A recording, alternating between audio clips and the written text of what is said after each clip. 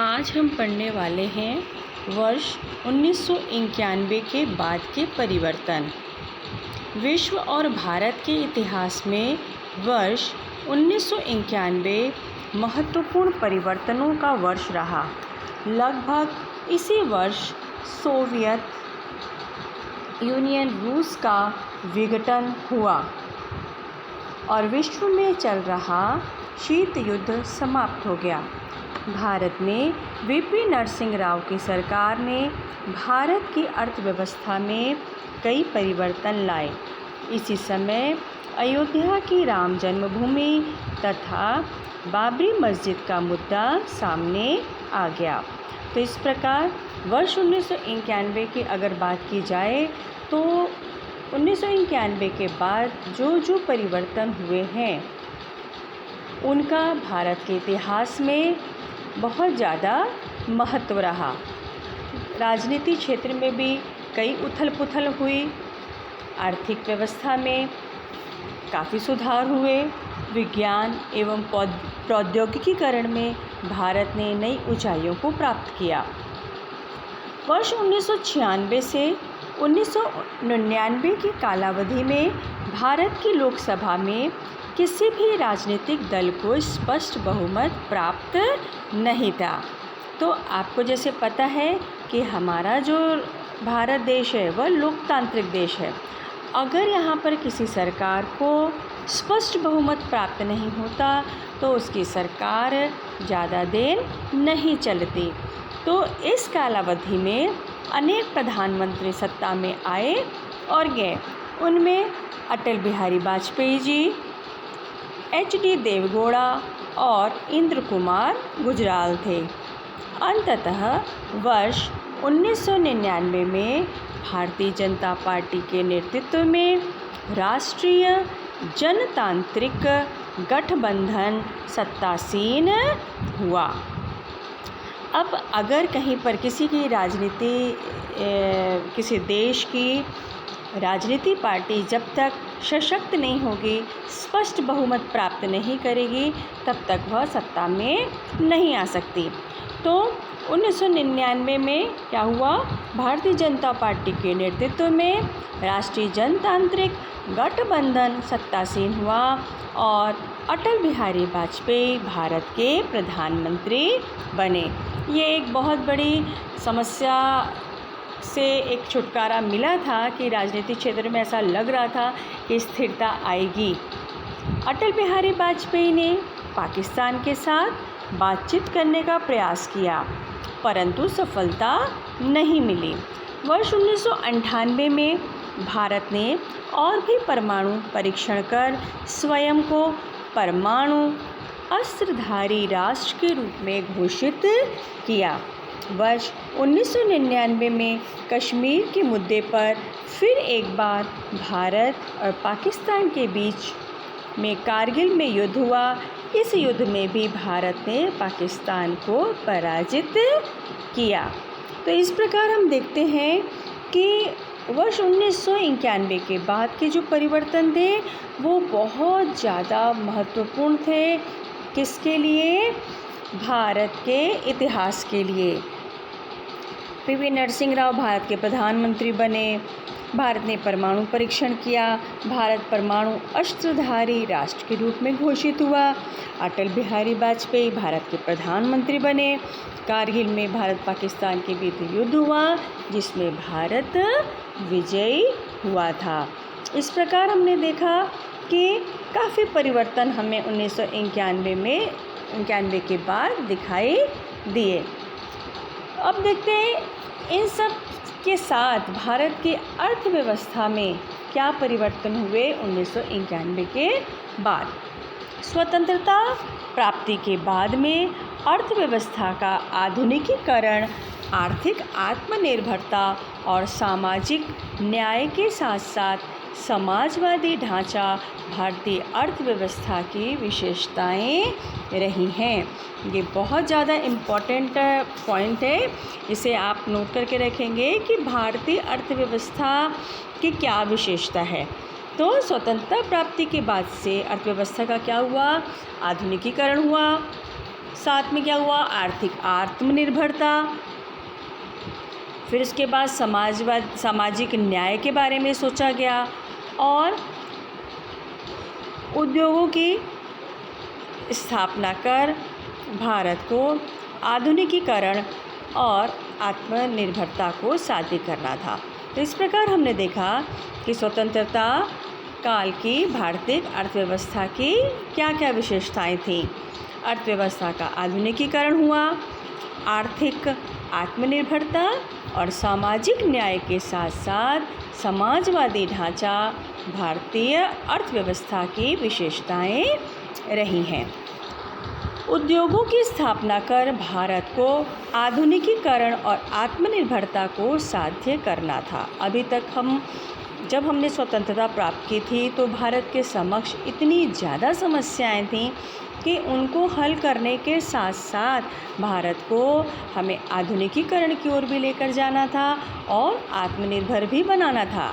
तो सामाजिक न्याय पर आधारित अर्थव्यवस्था को नियोजन द्वारा अस्तित्व में लाना था। अतः योजना आयोग का गठन किया गया और पंचवर्षीय योजना को प्रारंभ किया गया। 1991 में नरसिंह राव की सरकार ने आर्थिक सुधारों को कार्यान्वित करना प्रारंभ किया। इन आर्थिक सुधारों को आर्थिक उदारीकरण कहते हैं। तो नरसिंह राव की सरकार ने 1991 में आर्थिक उदारीकरण की नीति स्वीकार की थी। इस नीति के कारण हुए परिवर्तनों को ही हम वैश्वीकरण कहते हैं। इससे क्या क्या हुआ था? इस नीति के कारण भारत की अर्थव्यवस्था संपन्न बनी, भारत में विदेशी निवेश में वृद्धि हुई, उद्योग विज्ञान क्षेत्र के कुशल भारतीय व्यवसायियों ने भारतीय अर्थव्यवस्था को सुधारने हेतु सहयोग दिया, सूचना एवं प्रौद्योगिकी क्षेत्र के उद्योगों ने रोजगार के नए अवसर पैदा किए। वर्ष 1991 के पश्चात हुए इन परिवर्तनों का वर्णन वैश्वीकरण के रूप में भी किया जाता है। तो इस प्रकार हमने देखा कि जब आर्थिक उदारीकरण की नीति स्वीकार की गई तो उससे क्या क्या फ़र्क पड़ा हमारे आर्थिक व्यवस्था में। भारत की आर्थिक व्यवस्था संपन्न बनी, विदेश निवेश की वृद्धि हुई, वैज्ञानिक क्षेत्र में प्रगति के कारण अर्थव्यवस्था सुधारने में सहायता प्राप्त हुई और सूचना एवं प्रौद्योगिकी क्षेत्र के उद्योगों ने रोजगार के नए अवसर प्रदान किए। क्योंकि जैसे जैसे हम निवेश करेंगे या नए क्षेत्रों में कार्य शुरू करेंगे तो लोगों को रोजगार की भी प्राप्ति होती जाएगी। ठीक है, विज्ञान एवं प्रौद्योगिकी। अब इसके साथ साथ भारत ने विज्ञान एवं प्रौद्योगिकी के क्षेत्र में क्या विकास किए इसके बारे में अब हम पढ़ने जा रहे हैं। भारत ने आत्मनिर्भर बनने के लिए जो प्रयास किए उनमें दो महत्वपूर्ण घटनाओं का समावेश किया जा सकता है। पहली वर्ष 1965 में प्रारंभ हुई हरित क्रांति के जनक डॉक्टर एम.एस. स्वामीनाथन थे। इसे आप अंडरलाइन भी कर लीजिए कि हरित क्रांति के जनक कौन थे? Doctor MS. स्वामीनाथन थे। उन्होंने नवीन वैज्ञानिक तकनीकी का उपयोग कर खाद्यान्न उत्पादन में वृद्धि की।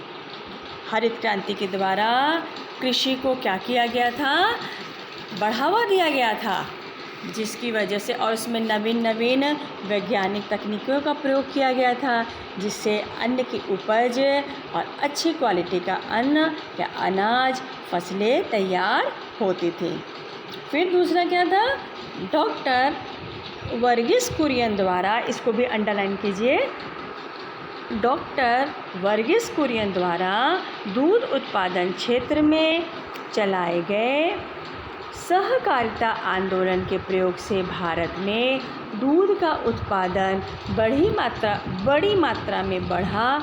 इसी को धवल क्रांति या वाइट रिवॉल्यूशन भी कहते हैं। तो ये दो चीज़ें बहुत महत्वपूर्ण हुई थी। एक तो 1965 में हरित क्रांति प्रारंभ हुई। Doctor MS. स्वामीनाथन हरित क्रांति के जनक थे।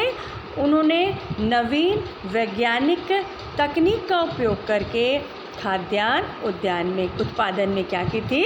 वृद्धि की थी। दूसरी थी धवल क्रांति।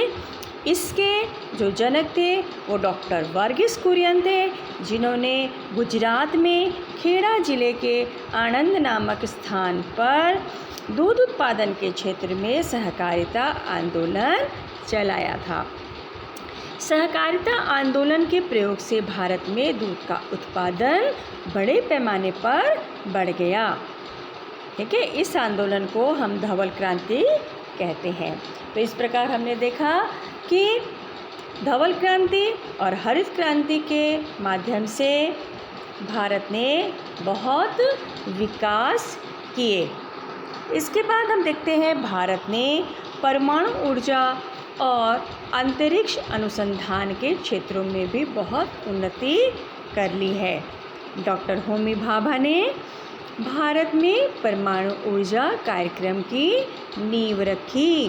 तो इसको अंडरलाइन कर लीजिए कि परमाणु ऊर्जा की नींव भारत में किसने रखी? तो डॉक्टर होमी भाभा ने।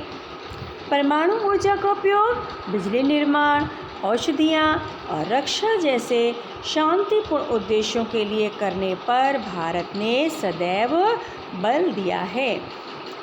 भारत सशक्त हो गया था, लेकिन भारत ने अपना एक आदर्श बनाया था कि वे परमाणु ऊर्जा का उपयोग मानव संरक्षण के लिए, मानव की भलाई के लिए करेंगे, शांतिपूर्ण उद्देश्यों के लिए ही करेंगे, विनाश के लिए नहीं करेंगे। भारत ने अंतरिक्ष प्रौद्योगिकी में भी ठोस कार्य किया।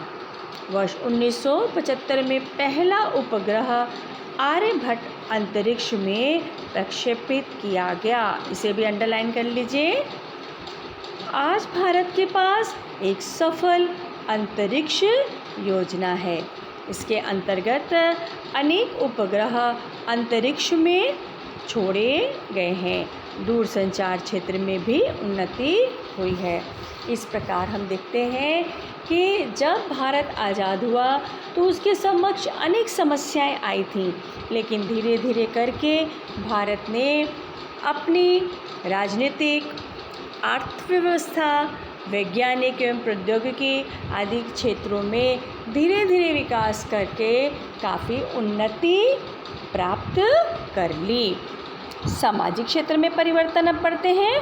सामाजिक क्षेत्र में परिवर्तन, इस कालावधि में भारत के सामाजिक क्षेत्र में भी कई महत्वपूर्ण परिवर्तन हुए हैं।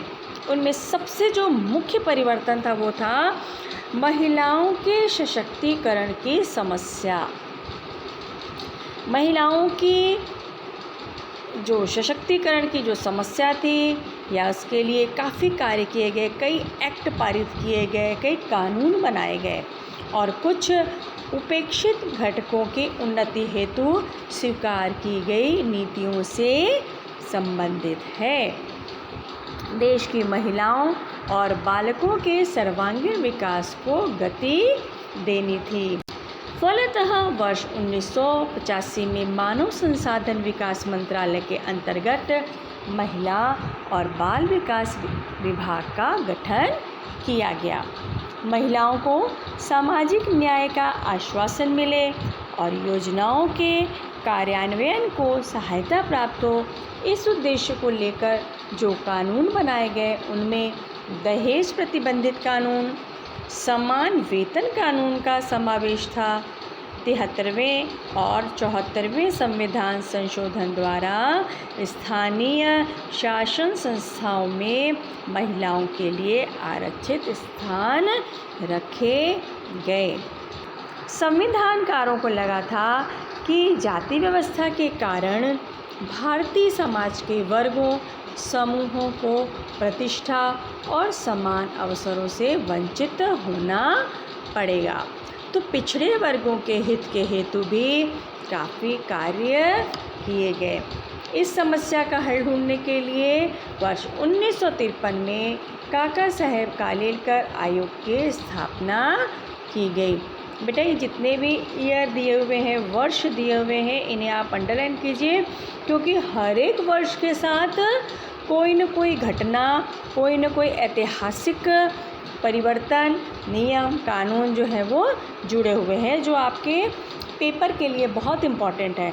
और इतिहास में तो डेट्स का बहुत ज़्यादा महत्व होता है, इसलिए आप जो भी डेट्स आ रही हैं और उनसे संबंधित जो भी कार्य हुए थे उन्हें आप अंडरलाइन कीजिए। वर्ष 1978 में बीपी मंडल की अध्यक्षता में अन्य पिछड़े वर्गों की समस्याओं पर विचार करने के लिए एक आयोग गठित किया गया।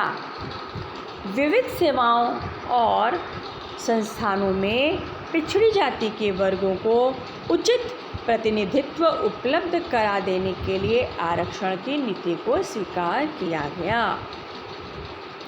उस समय पिछड़े वर्ग को बहुत ही हेय दृष्टि से देखा जाता था, इन्हें अधिकार नहीं प्राप्त थे, तो इनके लिए इनको उचित प्रतिनिधित्व प्राप्त कराने के लिए आरक्षण की नीति को स्वीकार किया गया, ताकि वे भी समाज के अन्य वर्गों के समान इनका भी विकास हो सके और इनका कोई दमन ना कर सके।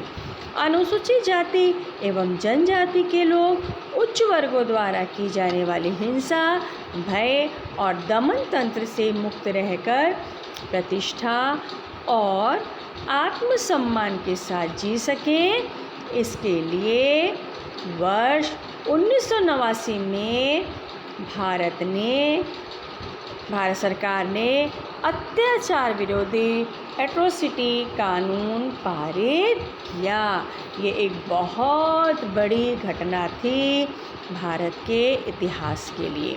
और वैसे भी अगर किसी चीज़ के लिए कोई कानून पारित हो जाता है, चाहे वो महिला सशक्तिकरण हो, चाहे वो बालकों का विकास हो, चाहे वो पिछड़े वर्गों के हित के लिए हो, चाहे वो मानवाधिकार के लिए हो, तो जब कोई कानून पारित होता है हमारे संविधान में, तो वह फिर बहुत ही कड़ाई से उसका पालन होता है, लोगों को उसे मानना ही पड़ता है।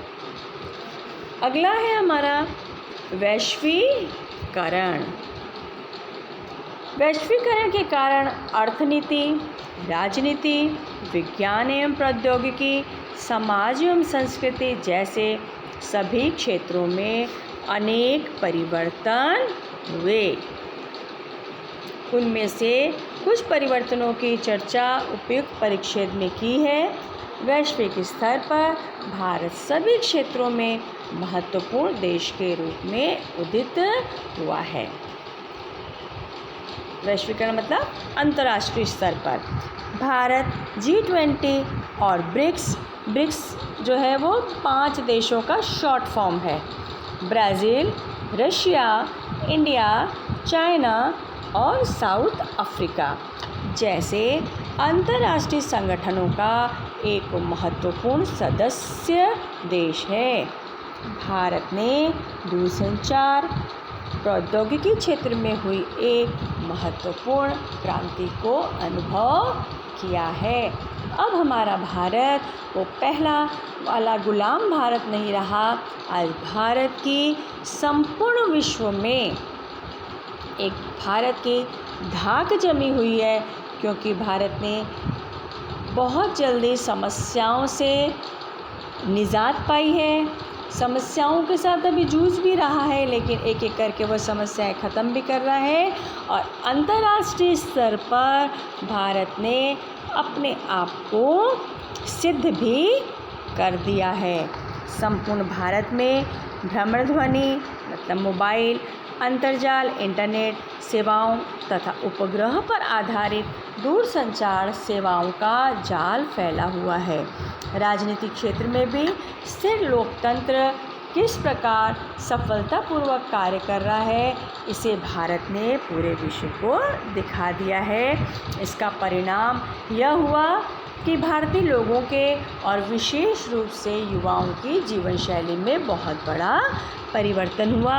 ये परिवर्तन उनकी भोजन की आदतों, वेशभूषा, भाषा, मान्यताएं द्वारा दिखाई देते हैं।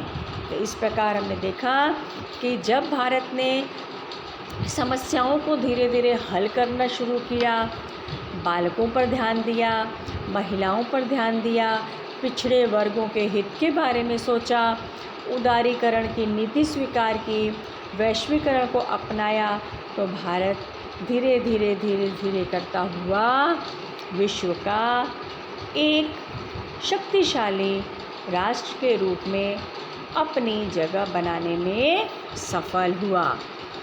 तो इस प्रकार हमने देखा कि भारत स्वतंत्रता प्राप्त करने के बाद विभिन्न क्षेत्रों में प्रगति करके अंतर्राष्ट्रीय स्तर पर एक महत्वपूर्ण देश के रूप में उभरा है। अगले पाठ में हम भारत के सम्मुख कुछ आंतरिक चुनौतियों का अध्ययन करेंगे। उम्मीद है आपको यह पाठ बहुत अच्छे से समझ में आ गया होगा। इसका पार्ट 1 जिसके लिंक मैंने इस वीडियो के साथ दिए, इसे भी आप अच्छे से पढ़ेंगे, क्योंकि जो ऑब्जेक्टिव क्वेश्चंस आते हैं वो बुक के बीच में से ही आते हैं। तो जो मैंने पाठ समझाया है, आप इस वीडियो को बहुत अच्छे से देखेंगे, समझेंगे, और अगर आपको कोई तकलीफ़ हो रही है, कोई डाउट है, तो आप मुझसे कमेंट बॉक्स में लिखकर पूछेंगे। ठीक है, तो फिर मिलते हैं एक नए वीडियो के साथ नए पीरियड में। तब तक के लिए खुश रहिए, मस्त रहिए और स्वस्थ रहिए।